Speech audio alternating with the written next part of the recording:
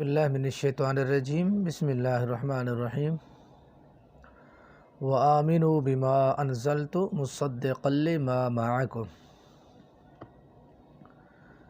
ایمان لے آؤ تم اس پر جو میں نے نازل کیا۔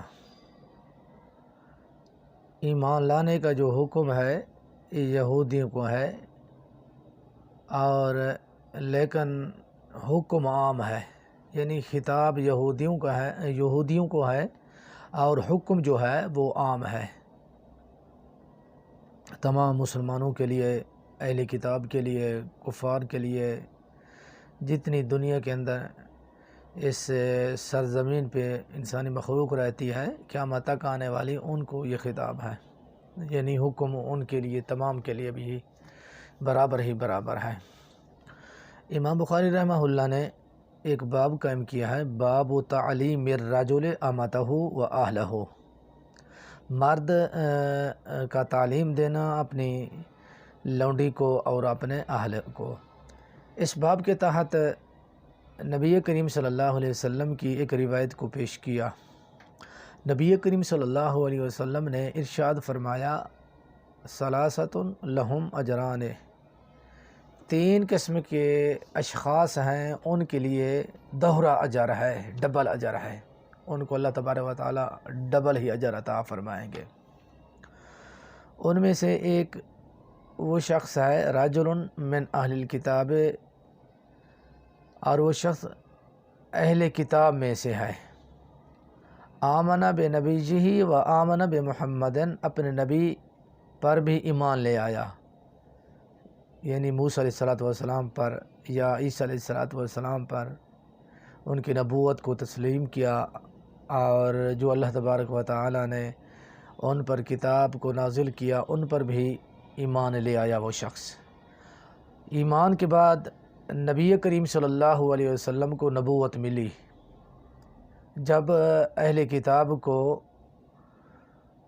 خبر پہنچی محمد کریم صلی اللہ علیہ وسلم بھی تشریف فرمایا ہے، ان کو بھی نبوت مل چکی ہے، وآمن بمحمد، اور محمد صلی اللہ علیہ وسلم پر بھی ایمان لے آیا، ایسے شخص کے لیے اللہ تبارک و تعالی نے دوہرا ہی اجر تیار کیا ہے، ڈبل اجر اس شخص کو ملے گا۔ دوسرا شخص وہ ہے والعبد المملوک، غلام ہے، بندہ جب ادا کرتا ہے اللہ تبارک و تعالی کے حق کو۔ اللہ تبارک و تعالی کے حق کو ادا کرنے کا کیا مطلب ہے؟ یعنی نبی کریم صلی اللہ علیہ وسلم پر بھی ایمان لے آیا، اللہ کی کتاب پر بھی ایمان ہے، یعنی قرآن مجید پر۔ حق اللہ تبارک و تعالی کا حق بھی ادا کرتا ہے، صوم و صلاۃ کی پابندی اختیار کرتا ہے، اللہ تعالی کے جو فرائض ہے، احکامات ہے، ان پر بھی عمل کرتا ہے۔ وحق موالیہ، اور اپنے یعنی سردار کا، اپنے سید کا بھی حق ادا کرتا ہے، ان کے حق کے اندر بھی کمی وغیرہ نہیں کرتا ہے، کہ اللہ تعالیٰ ایسے غلام کے لیے دوہرا اجر ہی تیار کیا ہوا ہے۔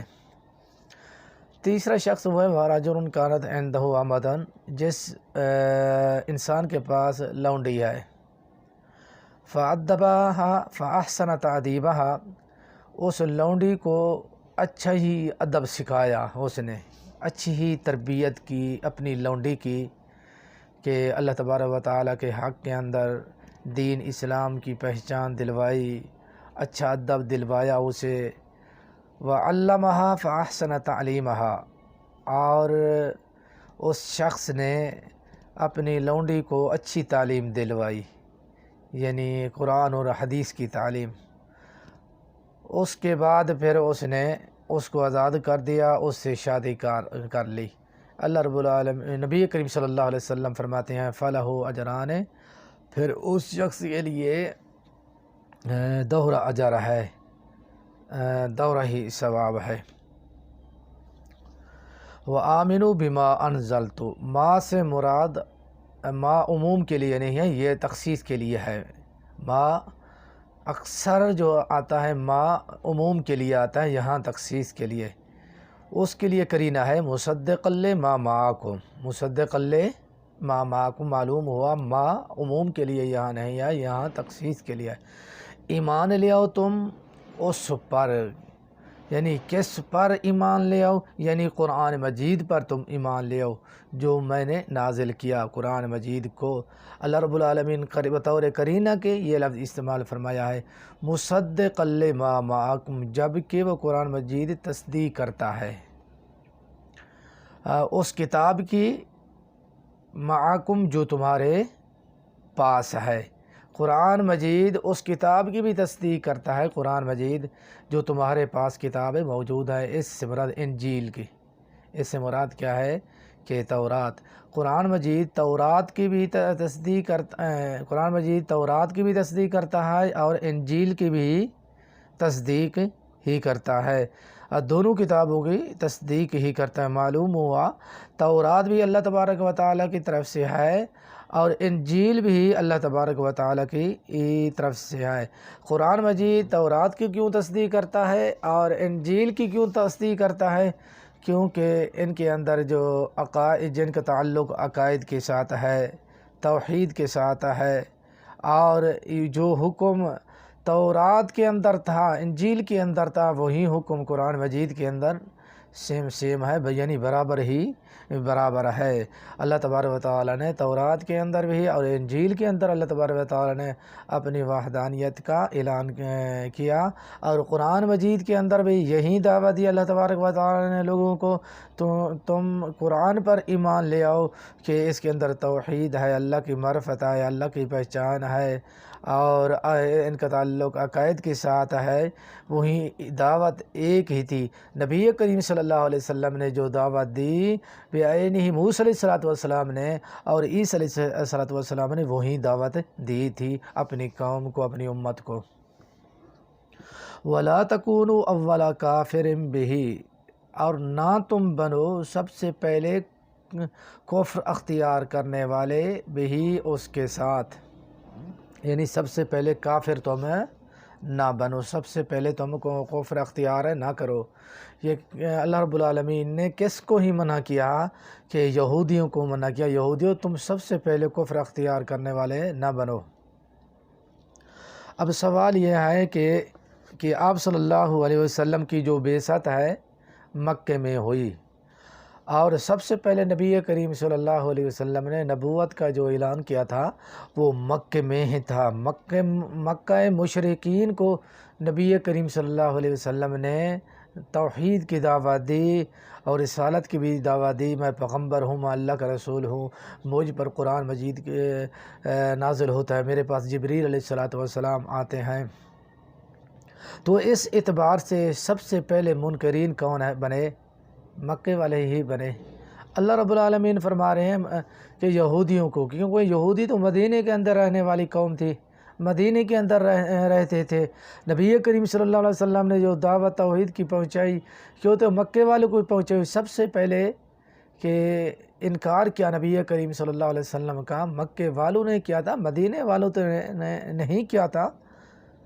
اس کا جواب یہ ہے، یہودی آپ صلی اللہ علیہ وسلم کے جو اوصاف حمیدہ تھے کہ تورات میں پڑھ چکے تھے، کہ تورات کے اندر پڑھتے تھے کہ ان قریب محمد کریم صلی اللہ علیہ وسلم تشریف لانے والے ہیں، ان کی فلاں فلاں صفات ہیں، فلاں فلاں بھی علامت ہیں، آپ پر یعنی قرآن مجید بھی کتاب بھی نازل ہونے والی ہے۔ یہودی جو یعنی تورات کے اندر پڑھتے تھے اور عیسائی بھی انجیل کے اندر پڑھتے تھے یہ علامات۔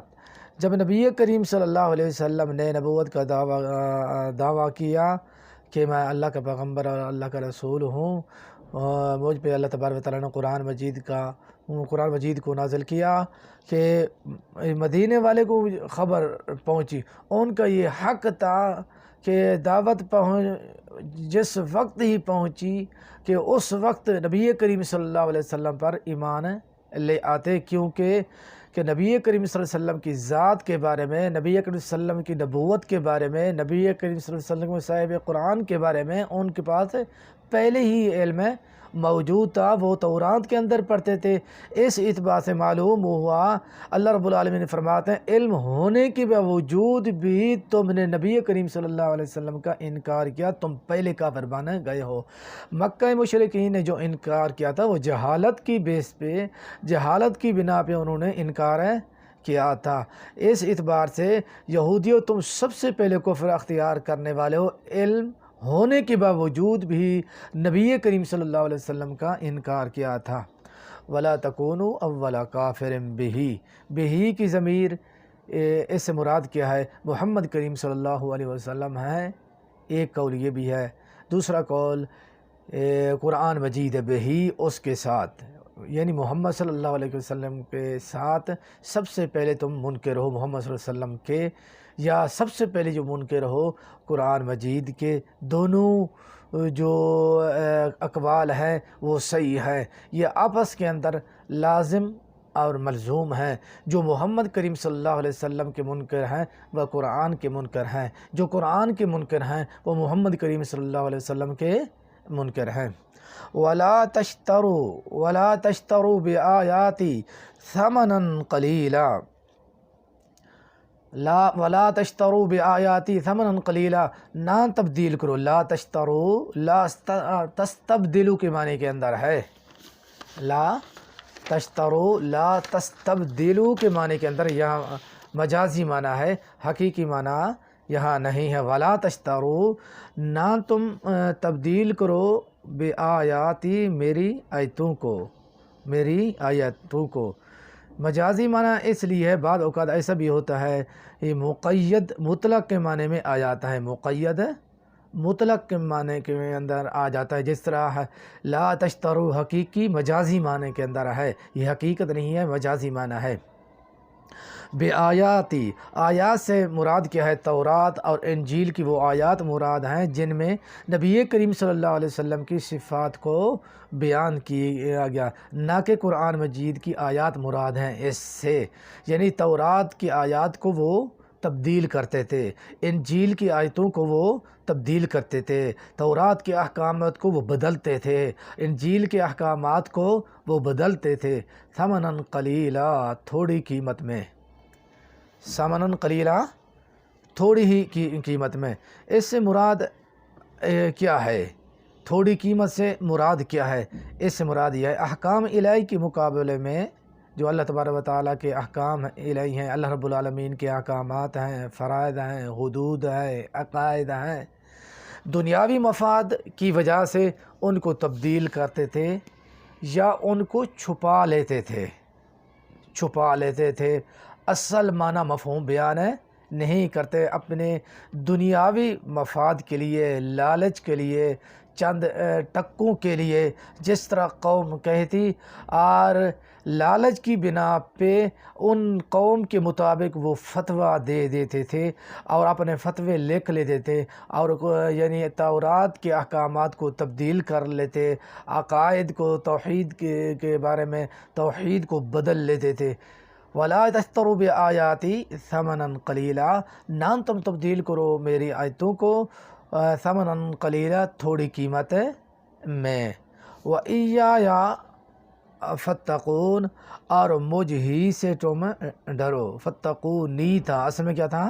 فَاتَّقُونِی، یا گر گئی، نون وقایا کا ہے، وَإِيَّايَ مفعول مقدم ہے حسب کے لیے، اور مجھ ہی سے ڈرو اور کسی سے نہ ڈرو۔ مذکورہ آیت میں اللہ رب العالمین نے وَإِيَّايَ فَارْهَبُونَ فرمایا تھا، وَإِيَّايَ فَارْهَبُونَ، اور مجھ ہی سے ڈرو۔ اس کی تفصیل اللہ رب العالمین نے پہلے فَارْهَبُونَ کیوں فرمایا، اس کے بعد فَاتَّقُونَ کیوں فرمایا اللہ رب العالمین، اس کے اندر حکمت کیا تھی؟ اہل علم نے حکمت یہ بیان کی، یہودیوں میں سے، اہل کتاب میں سے جو اللہ رب العالمین سے ڈرنے والے تھے اور جن کے بارے میں یہودیوں کا یہ عقیدہ تھا یہ اللہ سے ڈرتے ہیں، یہ اللہ کے احکامات کو ماننے والے ہیں، ان پر عمل کرنے والے، ان کو راہب کہا جاتا تھا۔ راہب کا معنی ہے کہ ڈرنے والا، کہ راہب اللہ رب العالمین نے فرمایا ایایا فرحبون، اس کے بعد اگلی آیت کے اندر اللہ تعالیٰ نے فرمایا وَإِيَّايَ فَاتَّقُونَ، جب تم اللہ تبارک و تعالیٰ کے احکامات پر ایمان لے آؤ گے، نبی کریم صلی اللہ علیہ وسلم کو مان لو، تسلیم کر لو، قرآن پر ایمان لے آؤ تم، اور توحید والے تم بن جاؤ، اللہ تبارک و تعالیٰ کے احکامات کو مان لو، پھر تم وَإِيَّايَ فَاتَّقُونَ، اور تم مجھ سے ڈرنے والے بن جاؤ گے۔ تمہارا دعویٰ ہے تم راہب ہو، تم راہب نہیں ہو، تم راہب نہیں ہو۔ اللہ رب العالمین نے امت محمدیہ کی پھر صفت بیان کی، صفت بیان دی، جو اللہ پر ایمان رکھتا ہے، رسول اکرم صلی اللہ علیہ وسلم پر ایمان رکھتا ہے، اللہ تبارک و تعالیٰ کے احکامات پہ عمل کرنے والا ہے، اس کو کہا جاتا ہے امت محمدیہ کے اندر متقی، یہ شخص متقی ہے۔ ھدی للمتقین، جس طرح کہا اللہ تبارک و تعالیٰ نے کہ متقین کا لفظ استعمال کیا گیا، کہ اللہ کے دین، اسلام کے احکامات، نبی کریم صلی اللہ علیہ وسلم کی سنت، نبی کریم صلی اللہ علیہ وسلم کے فرامین پہ عمل کرنے والے کو متقین کہا جاتا ہے۔ اس لیے اللہ رب العالمین نے فرمایا یہودیوں تم اللہ پر، رسول اکرم صلی اللہ علیہ وسلم پر، قرآن مجید پر، آخرت پر تم ایمان لے آؤ، تم متقین بن جاؤ گے۔ وَإِيَّايَ فَاتَّقُونَ، اور مجھ ہی سے تم ڈرو اور کسی اور سے نہ ڈرو۔ وَمَا تَوْفِيقِي إِلَّا بِاللَّهِ۔